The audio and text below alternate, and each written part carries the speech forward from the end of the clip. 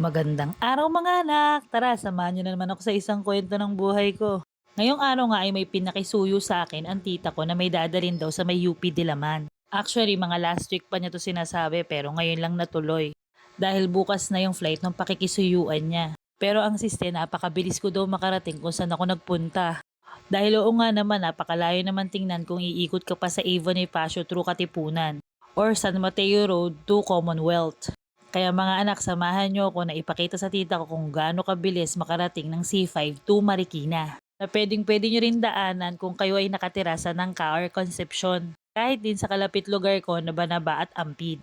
Kung napapansin nyo ay nakakaisang minuto pa lang tayo dito sa kahabaan mula dun sa gate ng UP Diliman. Sa totoo lang mga anak, napakabagal ko talagang mag-drive. Nagre-range lang ako ng 30 to 40. Yun ang pinakamabilis ko, yung 40. Pero talagang ang range ko lang talaga ay 20 kph lang. Hindi ako magpa-fast forward para makita natin kung gaano katagal makarating ng Marikina galing sa QC pag nag-start ka sa UP Diliman. Itong binamagtas ko nga ay C5 na papunta ng Eastwood. Alam nyo mga anak, magkwentuhan na lang tayo bago makarating tayo sa U-turn. Siguro mga 2 to 3 minutes pa bago tayo makarating doon. Kasi dito rin ako madalas dumadaan pag nag-e-express ako. Dito sa part na to, exactly, ay lumipad yung kapote ko at hindi ko na siya nakuha kahit kailan. Kasi sobrang lakas ng hangin ng mga panahon na yun at tinapakan ko lang siya gamit ng mga paa ko. At ang siste ay hindi ko napansin na hindi ko pala natapakan yung kapote kaya talagang nalipad siya at hindi ko na siya nakuha dahil one way nga tong lugar na to. Kita nyo mga anak, wala pang 2 minutes ay nandito na tayo sa U-turn. Pagkakaalam ko ito ang UP Town Center. Kung galing kayo ng Commonwealth ay dito rin kayo mag-U-turn. Pero kung mga naka 4-wheel drives naman kayo ay hindi kayo pwedeng mag-U-turn doon. Dahil ang U-turn na yun ay ginawa lang para sa mga single na motor. Tingin ko ginawa talaga yon para sa mga delivery rider. Napaka-hassle nga naman kung sobrang layo pa ng U-turn nila. At within 2 minutes nandito na tayo sa Ventura Street. Ang pinaka-landmark nito ay yung Manila Water. Pag nakita nyo yung Manila Water, liko na agad kayo pa kanan. Nako mga anak, alam nyo ba kung paano ko natutunan to? Sa totoo lang, lagi kasi akong kasama dati ng ninong Saldi ko. Pag pupunta kami ng Laguna, pag pupunta kami ng Bulacan, dito kami lagi dumadaan. Actually, napakadami kong core memories dito kasi sobrang ganda ng lugar na to. Pero dahil nga sa reconstruction ng road at iniba na rin yung daan, hindi ko na nakikita yung mga old na bahay dito. Nako mga anak, grabe yung imagination ko pagka dito talaga ako dumadaan. Sa mga nakakakilala ng lugar na to, ako lang ba yung nag-i-imagine nung bata tayo na napakadaming mysterious at mystical elements dyan sa lugar na yan kasi nga sobrang daming puno at napakaluma pa ng mga bahay. Tapos minsan ini-imagine ko naman nasa panahon ako ng Hapon kasi totally talagang napaka-old talaga ng mga bahay nila. So nga dahil sa reconstruction ng road ay hindi ko na talaga nakita yon. Actually nakakamiss din talaga. Noong mga time na ako lang mag-isa at nakamotor ako at wala pang reconstruction ng road, talagang nadadaanan ko pa siya. At sobrang kinikilabutan din kasi ako kasi minsan sa Hiraya Maniwari or Bayani, ko lang nakikita yung mga daan na yan. Actually kasi madalas talagang pagshootingan yung lugar na yon dahil nga tahimik at hindi masyadong daanan ng tao. At higit sa lahat ay sobrang makaluma talaga ng lugar pati yung mga bahay na nandun. May iba naman tayo mga anak, kung napapansin nyo ay may mga estudyante na dito. Dahil nung nagpunta ako dito ay Monday. At first day of schooling na ng mga tiga Quezon City. Kasi sa mga oras na ini-edit ko tong video na to ay hindi pa talaga pasukan dito sa Marikina. At dahil nga sa Bagyong Karina na suspend yung klase sa Marikina na gagawin ng August 5. Nako mga anak, naiinip na ba kayo sa biyahe natin? Nako mga anak, magugulat talaga kayo kung ilang minutes ko lang tinakbo ang UP Diliman hanggang Marikina Tumana. Actually, sobrang iksi lang talaga itong karsada na to. Medyo nagta-traffic lang din kasi dahil may mga estudyante. Siyempre, may mga sabay tayong tricycle at mga private vehicles pero sobrang iksi lang talaga ng daan na to. Totoo lang mga anak, bilang isang Grab rider, sobrang natutuwa ako at na-amaze talaga ako sa mga karsada dito sa Quezon City at Marikina. O hindi lang talaga sa lugar na to, sa lahat ng lugar na napuntahan ko. Alam mo yung napapaisip ka na bawat lugar ay may kani-kanilang kwento. May kani-kanilang istorya at may mga kani-kanilang mga memories yung mga dumadaan dito. Siguro ganyan talaga yung mangyayari pagka talagang mag-isa ka sa daan at nai-imagine mo lang talaga kung ano yung mga nangyayari sa lugar mo. At ito na nga yung sinasabi ko, yung Barangay Pansol. Ito yung dinadaanan namin ng mga ninong saldi ko at lola ko para makarating kami dito sa C5. Kung napapansin nyo mga anak, talagang ginawan lang siya talaga ng road pero napakadami talagang puno. Sobrang green talaga ng lugar na to. Yung nakikita nyong pader na yan, dyan talaga yung mga daanan ng mga sasakyan dati. Paikot-ikot lang talaga sa mga street na yan yung mga sasakyan. Tapos pag pumasok ka dun sa lugar na yan, para ka talagang nasa ibang panahon at nasa ibang mundo. At ito naman yung lumang daan na na-reconstruct na. Kung napapansin nyo ay 2 lane na siya ngayon. Dati kasi ito lang yung lane na ginagamit para sa two-way.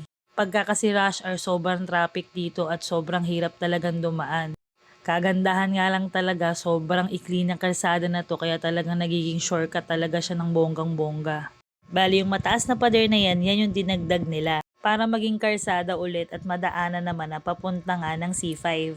Tapos itong kalsada naman din dinadaanan ko ay ginawa na nilang one way para nga maging maluwag na nga yung daanan ng mga sasakyan. At nandito na nga tayo sa lugar na nagduduktong sa Grand Villas at sa Pansol. Dito sa part naman na to, ito na talaga yung pinakalumang daan. Ganito lang talaga siya kalaki at ganito lang siya talaga kakitid. Hindi ko lang sure kung i-reconstruct pa nila to or hindi na.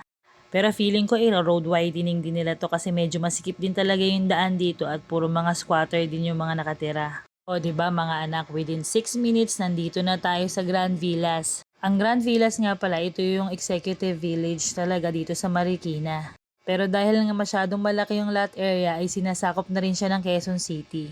Kagandahan na nga lang talaga sa subdivision na to ay nagpapapass through sila ng mga private vehicles. Pati na rin ang mga pampublikong sasakyan katulad ng jeep. At andito na nga tayo sa Grand Villas. Kung mapapansin nyo sa kanan, dyan yung pasukan namin ng mga Grav Rider. Kasi nga, isa lang ang pintuan na bukas dyan at pagpapaikot-ikot ka lang para makarating sa customer. Siguro nga dahil naging public road sila, yun na lang ginawa nila para ma-secure yung lugar nila. Na which is tama naman talaga. Saka mga anak, pagka pumunta kayo dito at dito kayo dumaan, hindi talaga kayo maliligaw. Alam nyo kung bakit? Napakadaming guard dito. At in fairness naman talaga sa kanila, lahat ng mga na-encounter ko na guard dito napaka-polite naman. O mga anak, wag nyo na akong questionin kasi yun talaga yung na-experience ko sa mga guard na to. Hindi ko lang sure kasi babae kasi ako kaya siguro talagang iba talaga yung trato ng mga guard sa akin. Pero sa experience ko talagang mababait yung mga guard dito sa Grand Villas. Nag-iibang anyo lang talaga sila pag 8 o'clock na ng gabi. Hindi naman dahil sa mga aswang sila pero dahil lock na talaga yung gate nila at hindi ka nila papapasukin kahit anong pakiusap mo. Dahil sinasarado na nila yung gate pagdating ng 8 o'clock. At kahit anong pakiusap mo pagka nag-deliver ka dito, iikot at iikot ka ng Katipunan. Which is 20 to 30 minutes pa bago ka makarating dun. Pagkatapos, pag na-deliver mo na sa customer, babalik ka ulit ng C5 at iikot ka ulit sa Avon Bonifacio para makarating ka ulit ng Marikina. Yun lang din talaga yung hassle pagkagabi na at pupunta ka dito. Talagang sobrang istrikto talaga nila ng bonggang-bongga. Pero mga anak, napakalamig talaga pagka dito ka dumaan. Talagang kahit mainit, hindi ka talaga maiinitan. Bakit ka mo? Kasi nga mapapansin mo, sobrang dami talagang puno. Saka wala ring masyado kasing sasakyan at hindi talaga siya crowded. At dahil nga kadalasan mga private vehicle lang ang makakasabay mo dito. At syempre ang mga delivery rider na katulad ko. Kaya mga anak, kung napapanood nyo to, itry nyo rin yung daan na to pagka kayo pupunta ng Marikina, galing kayo ng C5 or Marikina to pupunta kayo ng Quezon City. Talagang mapapadali talaga yung biyahe nyo ng bonggang-bongga. At sobrang mapepreskuhan din kayo dahil nga sobrang daming puno dito at hindi hassle talaga. Pero sa totoo lang, napakagaganda talaga ng mga bahay dito. Medyo kuripot nga lang yung mga residente dito kasi hindi talaga sila nagtitip ng bonggang-bongga. Ewan ko lang sa dami ng deliveran ko dito na customer, wala talaga halos nagbibigay ng tip dito. At kung napapansin nyo naman, meron naman gate dyan sa kaliwa. Yan naman yung Katipunan Extension. Sobrang layo rin ang iikutin mo pag yan ang booking mo. Kasi kung galing ka ng SM San Mateo or ng Ka, na madalas nakukuha nilang booking, iikot ka talaga ng Commonwealth sa Vista Real. Tapos 2 gate pa ng subdivision yung madadaanan mo bago ka makarating dyan. Kaya pagka ito ay nabuksan yung gate na yan ay sobrang laking luwag namin talaga pagka yan talaga yung nabuksan. Na-wish ko lang buksan nila ng bonggang-bongga. Nako mga anak, sa sobrang daldal ko, nandito na pala tayo sa gate ng Vista Real. Papuntang Marikina. Actually, nasa Marikina na tayo. Nandito na tayo sa Tumana Bridge. O, di ba mga anak, nakikita nyo na yung sign ng Marikina. Kaya mga anak, pagka pupunta ka ng Quezon City at galing ka naman ng Marikina, eh dito ka nalang dumaan. Oh, kita nyo, within 10 minutes, nandito na ako sa Marikina. Kaya Tita Jenaline, nakita nyo po kung gaano kabilis talaga yung daan. Huwag po kayong mag-alala at mabagal lang talaga akong mag-drive.